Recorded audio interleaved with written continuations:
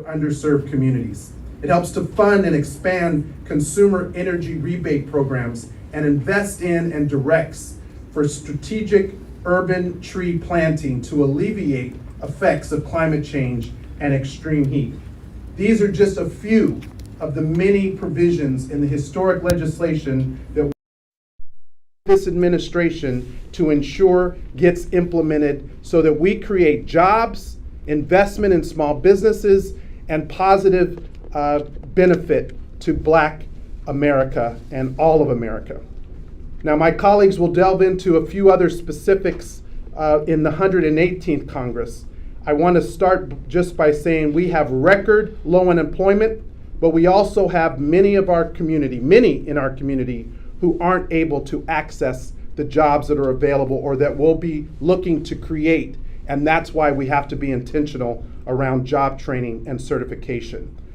But before I turn it over to my colleagues, I just want to highlight we have several colleagues, from Representative Frost, who's focused on housing affordability and gun violence prevention. Representative Underwood, who I know several of our members in the CBC are working on passing the full Black maternal health. Representative John and Representative Foushee, who's laser focused on civil rights as well as transportation issues. He's on housing, homelessness, and home ownership.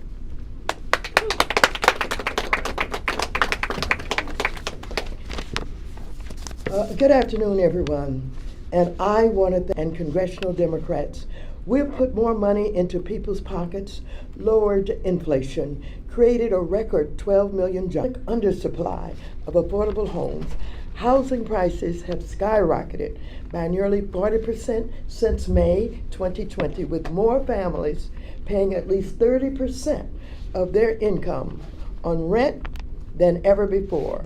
Meanwhile, more than 500,000 people, millions, are sacrificing their next meal to pay the rent. In Los Angeles alone, including California's 43rd District, which I represent, more than 65,000 people suffer from homelessness, including more than 10,000 people in families with children. In fact, there's no metropolitan area in the country where families can afford to rent, much less own a home, working a full-time minimum wage job. We cannot accept this, and we must change it, and we can do it. Last year, House Democrats passed the Build Back Better Act, which included $150 billion to ensure every family can live affordably in the neighborhood of their choice. I championed this legislation because it would have reduced inflation while also creating nearly 1.4 million jobs and made it affordable and accessible for people who are wanting to purchase homes. And so I'd like to just share with you that in addition to the racism and the discrimination and the lack of opportunity that we have missed, and we need to be assisting more than 867,000 households.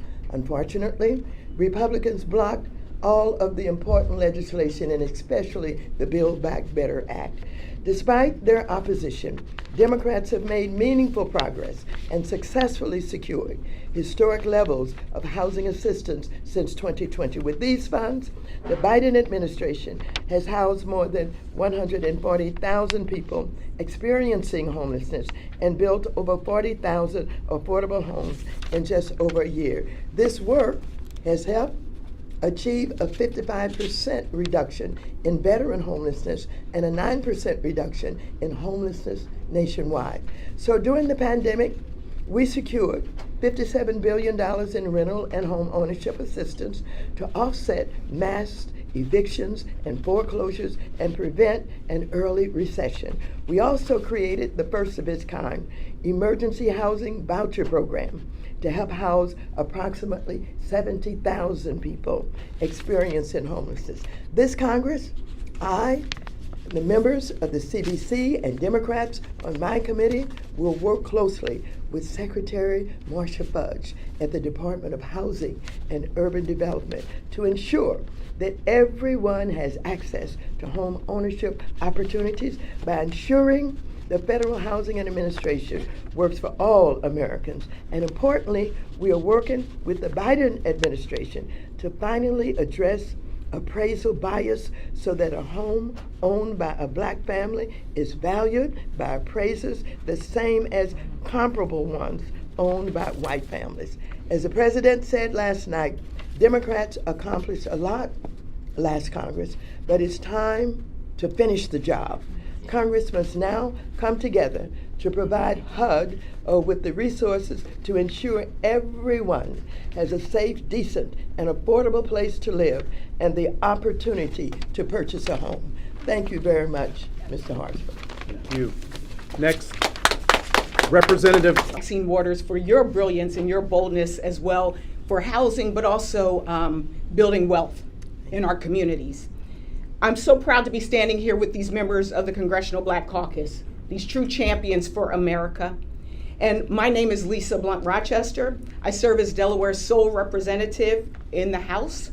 And I came to Congress before this job. I was Secretary of Labor in Delaware. I was head of state personnel. I was CEO of the Urban League.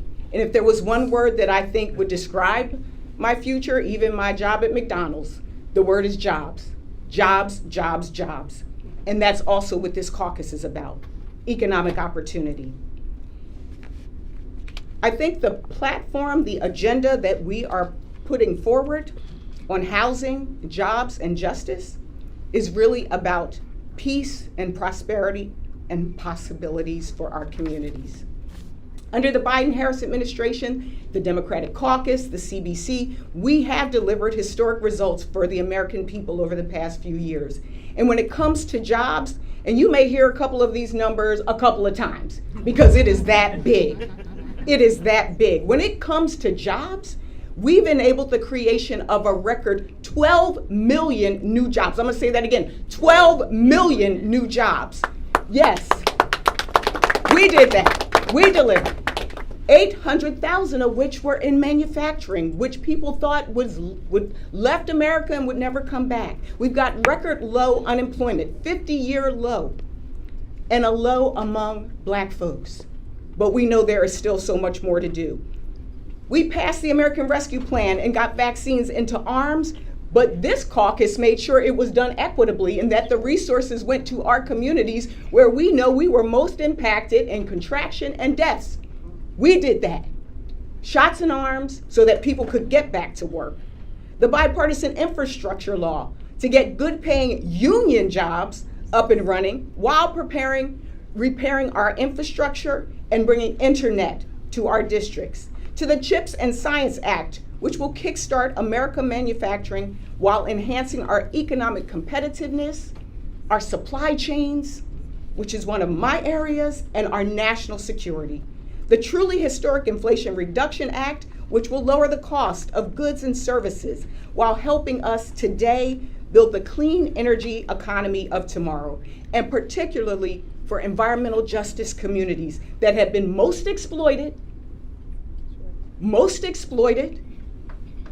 and have had the worst impact from this climate crisis. In my state alone, in Southbridge, when it rains, it floods in those areas. Air quality monitoring, these are things that we focused on as a Congressional Black Caucus. And let me just say this for the record. We did all of this while lowering the deficit $1.7 trillion and counting. We did that. But our work is remarkable, but it's not done. And as a member of Leader Jeffrey's newly formed Regional Leadership Council, I'm committed to ensuring that we implement these landmark bills. With Robin Kelly, Troy Carter, there are members of the CBC who are on that council. We want to make sure that we implement that bill, but also that it's equitable and that we talk about it. And I want to share some of the impacts. Let me start with job training programs, which Americans now have access to thanks to the Inflation Reduction Act. The bill included critical prevailing wage, workforce development, and apprenticeship program provisions in this bill. The jobs to replace those lead pipes, the jobs to install those solar panels in areas even such as cybersecurity, the jobs of now and the future. What does this mean? A larger, more diverse, better paid, and more skilled workforce, and we're just getting started. We can extend short-term Pell Grants to 2-year and short-term technical training programs and apprenticeships. And this was what the CBC proposed. Instead of having to get a Pell Grant for going to college, it should be able to be given for a job training program. Because we know that when we strengthen our workforce, we strengthen our small businesses, the backbone of this country. And one of the primary focuses of our work has been to strengthen Black and minority-owned businesses. We've created 10 million new small businesses, a record number of which are Black and minority-owned. So whether it's access to capital, thank you, Maxine Waters, like we did through the American Rescue Plan, or strengthening community navigators through the Small Business Administration to ensure that our businesses have the tools and the resources that they need to succeed, we know what works best, and we know it requires talent. I'll close by just adding, I'm glad you mentioned STEM and our former chairwoman to make sure that it was in the CHIPS and Science bill, but we also know there are workforce shortages right now. Nursing shortage, which I'm working on. Teacher shortage, which we have, we got Frederica Wilson with her bill. We've got legislation to make sure that we move our country into the right direction. I will close by saying we've made a lot of progress, but we need to protect the progress that we've made. Because we know that our Republican colleagues are trying to roll us back. That's right. But we're here to say we're not going back. We're going forward. Yes. So we may be at a retreat, but we're going forward. All right. Thank you.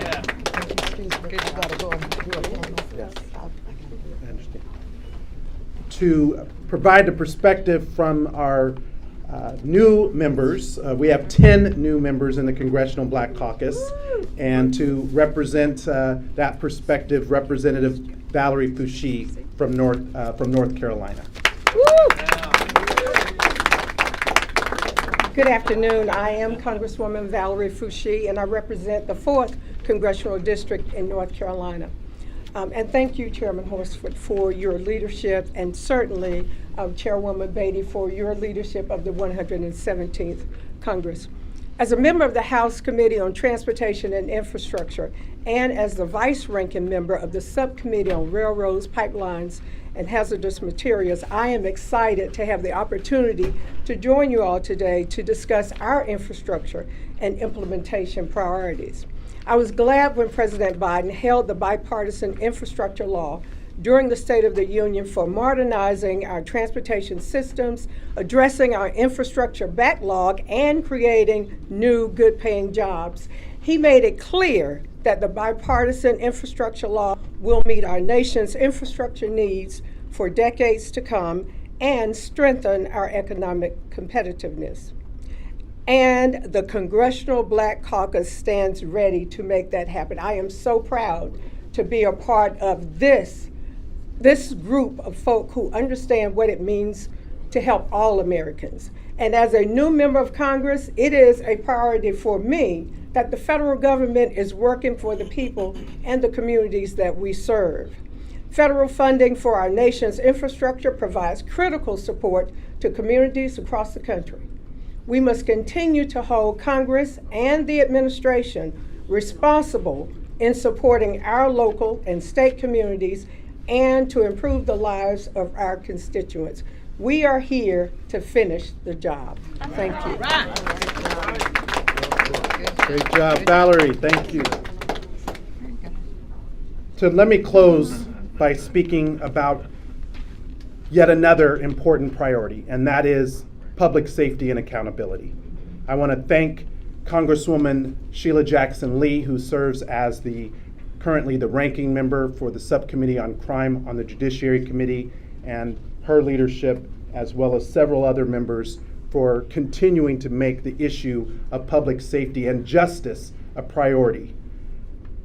The CBC is calling for public safety reform to be passed in this Congress, focused on these 3 areas: accountability, transparency, and standards. People have talked about the brutal beating of Tyre Nichols, which resulted in his death, and is a reminder that we have a long way to go in solving systemic police violence in America. But what Tyre Nichols' mother and father asked us to do anytime we talk about him is to remind all of us that Tyre was a son, he was a father of a 4-year-old, he was someone who had a passion around photography and skateboarding. In fact, the night that he was pulled over, he was returning from taking photos of a sunset and he was going to visit his mother. We all know what resulted after that traffic stop. What we are saying as the Congressional Black Caucus is that no one should die as a result of a traffic stop. No child who goes to a park should not come home. That's right. No one should die in the middle of the night when someone busts through their door in their home. And I will be absolutely clear. We don't want to end policing. We want to put an end to bad policing. And all of us, regardless of party, should agree that bad policing has no place in America, in American cities. That is why we are working to build consensus. This is not a black issue alone. This is not a black, brown, or white issue. This is a public safety and accountability issue. It is not a Republican, Democratic, or independent issue. It is a public safety and accountability issue. I want to thank publicly President Biden for listening to the Congressional Black Caucus, our assistant leader, Jim Clyburn, Senator Warnock, Senator Booker, Sheila Jackson Lee, Joe Neguse, and myself that had an opportunity to meet with him in the White House after our request when we asked him to use the moment of the State of the Union to center the issue of public safety and accountability. And he met the moment when he mentioned the talk that we, as parents, black parents especially, because this does disproportionately affect our communities, have to give to our children. So today, I am sending a letter to the Department of Justice, calling on them to do their job, to provide the Congressional Black Caucus with a response to President Biden's executive order on the guidance that they need to be giving to the 13,000 law enforcement departments across this country so that we know the information that we need to know as policymakers to address this issue of public safety. In Memphis, use of force was used 3 times more on black residents than on white residents. The only reason we know that is because they collected and released that information. We need that information for all departments because data tells the story. And we're not going after law enforcement as a whole, we're going after bad policing because we don't believe that it should exist anywhere in America. So I'm asking Attorney General Garden to respond to our request. I know he has received our letter. He has indicated that he will provide a response and a meeting with the Congressional Black Caucus because time is of the essence. This was an executive order that was passed and signed by the President May of 2022, and some of these provisions should have been completed by now. Tyre Nichols and other lives depend on it. So I want to thank the members of the Congressional Black Caucus for their tremendous leadership on these and so many other important issues that we've talked about during this conference and that we will continue to lead on.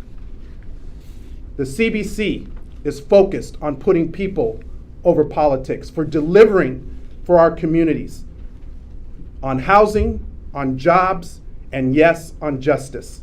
And we will continue to prioritize the goals of our members. Each one of them have priorities, from gun violence prevention to community investment to healthcare and nutrition. These are all priorities that are vital to every American and vital, absolutely vital, to the success of Black Americans. With that, we have time for a few questions. Yes, please state your organization. Eugene Scott, I'm with Axios. My question is for Congresswoman Holmes Norton. President Biden just told Senate Democrats that he would not veto the Republican-backed bid to repeal changes to the DC criminal code, and I didn't know if you had any response to that. Excuse me. No, that's news to me. He says he will not veto. He says he will not veto what in particular? He said the repeal to the changes to the DC criminal code that Republicans are putting forward. It's still in the, we're still writing it. I was just asked to ask you right now. Well, he had not issued a veto threat, but he had said he was not for it. Yeah. So this is news to me, and I'm very disappointed in it. If he will not veto, I hope that he continues to say that he will oppose it. And to add to Delegate Holmes Norton, the Senate has not taken action on that. That's true. And so first is we need to make sure the Senate understands the full effect of taking away local decision-making, particularly for the District of Columbia that does not have representation in that manner. And so we will be working with the leadership in the Senate at the request of the delegate to ensure that the Senate understands the importance of DC residents being heard in their process and the government discretion that should be left at the local level. What the Senate does will matter in how the president chooses to act subsequently. Yeah. I saw a question back here at first. Okay. That was my question. Okay. Okay, following up on that, although not specific to the. Who are you with? Neil Slavinsky, roll call. Following up on that, the balance between the need for reforming police organizations and dealing with issues with police, with the questions about crime, particularly for those in major cities. A lot of you represent major cities. So what's the question? Well, the question is, how do you get to that balance with a Republican majority in the House? Because it's not a Democratic, Republican, or independent issue. It's a public safety and accountability issue. We are than what every other community wants, and that is for our communities to be safe. We want people to be alive. We want law enforcement to go home to their families, and we want our children to come home to ours. That's it. There you go. It's not a partisan issue. And we are working with Republicans, and I want to commend those Republican communities. Final two questions. I'm Candace Cole with the Young Turks. I have a question regarding housing. President Biden released his tenant protection plan, and I've heard from a lot of Black-led tenant advocacy groups saying that it doesn't go far enough to protect the lowest paid tenants and also address the issues regarding deplorable, dilapidated housing when it comes to people who have to rely on public housing. So my question is there anything in the works to actually address that? And do you know if Secretary Marcia Fudge will go and actually put eyes on some of these places? She has. Thank you. I just asked that because someone even in her own district, they've been trying to get her there, in her own former district, and she has not done that. So I'm going to ask Joyce to join me as one of the senior members on the Financial Services Committee. I serve on the subcommittee on housing now. Our ranking member, Mr. Cleaver, is not able to be here, and I know Ms. Waters had to go back for a panel. I just want to say we are working with the Secretary. In fact, she has agreed to take a tour to a number of our districts. She will be coming to mine. I know she's going to other members of our district to focus on housing, home ownership, the issues around ending homelessness, and absolutely making sure that the vouchers that Congress has paid, which Republicans are trying to defund, not only for low-income individuals, but for veterans, It's unconscionable, and the CBC will defend against those proposed cuts, but also to make sure that people have access to safe and secure housing. But I'd like to ask Ms. Beatty to expound. Let me just respond quickly and say two things. First, in respect to former Congresswoman and now Secretary of HUD. I can tell you unequivocally, she started with her district. Congresswoman Chantel Brown, who's a leader in representing that same district, she even put out a national video where she was walking through the neighborhoods of where she grew up and the district that she represented. I am in Columbus, Ohio, the capital of the city of the state that she grew up in Ohio. She has been to my district on panels, on tours, and has also made sure when we talk about not only funding for public housing, but funding and vouchers, as our chair just said, for Section 8. She has probably been one of the most progressive in recent times in respect to funding and programs because she's a former chair of the Congressional Black Caucus. She's someone who has made a commitment. She was with us last night on a panel here, and she talked about making sure that we would make housing and lives better. So to whomever gave you that information, I can unequivocally tell you that she stands up. Many of us will tell you whether it's New Orleans, whether we look over here to Jasmine. So I think you've got the answer to that question. And lastly, Houston. There we go. Everybody. But let me lastly say, and I know Congresswoman Waters would say this if she were here. She has done more, and I know another senior member, Congressman Al Green, who reminds us in every committee meeting the value of making sure that we deal with systemic racism, that we deal with the discrimination, starting with redlining. We know more than anyone redlining and the value of housing. More money has been proposed and put in to whether it was the American Rescue Plan, whether it was Build Back Better on housing because of the leadership of Congresswoman Maxine Waters and now the leadership of our chair of the Congressional Black Caucus, Stephen Horsford. Part of making communities safer, he has put an emphasis on housing. You heard that today. Housing, jobs, and justice. And so I can say to America, we are in good hands because of our chair of the Congressional Black Caucus and Congresswoman Maxine Waters. Thank you. Final question. Thank you, Chairman. A lot of the issues that are priorities for the CBC, from voting rights to public safety, often make mainstream attention when there's a crisis or when something terrible happens.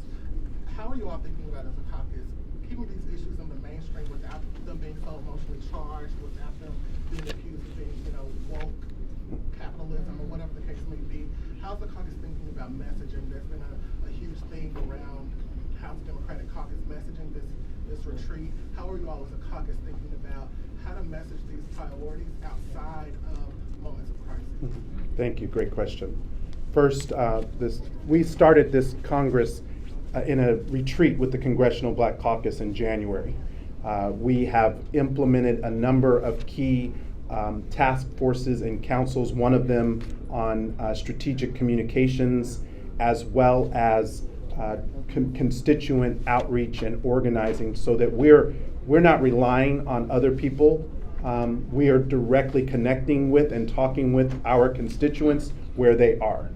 I will just say for myself on this as the chair, the Republicans absolutely are trying to advance what we consider to be anti-Black policies, whether that's from the issues around Black history being denied, whether that is on the issues in the Department of Defense and not being able to make sure our service members are properly trained. And what we will say back to them, to our constituents, is be woke. Be woke. Wake up to the realities that are facing communities. Wake up. We're not going to play this wedge game of race. We are going to speak for our constituents. And we represent very diverse constituencies. Collectively, it's 80 million Americans, 18 million Black Americans. So when we are advocating for issues important to Black people, it helps everybody. When we lift up Black communities and children and jobs and small businesses, it helps everybody. So we are working with this administration to ensure, first of all, that the legislation we passed is implemented in ways that reach our people on jobs, on small businesses, and community impact. And finally, we will work to advance the priorities, just the three. There are many more, including voting rights. And my question to the Republicans is, why in 40 years since the passage of the first Voting Rights Act, which was done in a bipartisan way, in fact, it was led by a Republican president back then, why would you now not work with the Congressional Black Caucus to ensure the most fundamental right, which is our right to vote, is protected in this country? We're calling on the Republicans in the House and the Senate to do their job on behalf of their constituents and ours to ensure that we pass the John R. Lewis Freedom to Vote and Advancement Act and other key measures because they're important to all Americans. Thank you, and we will close this press conference.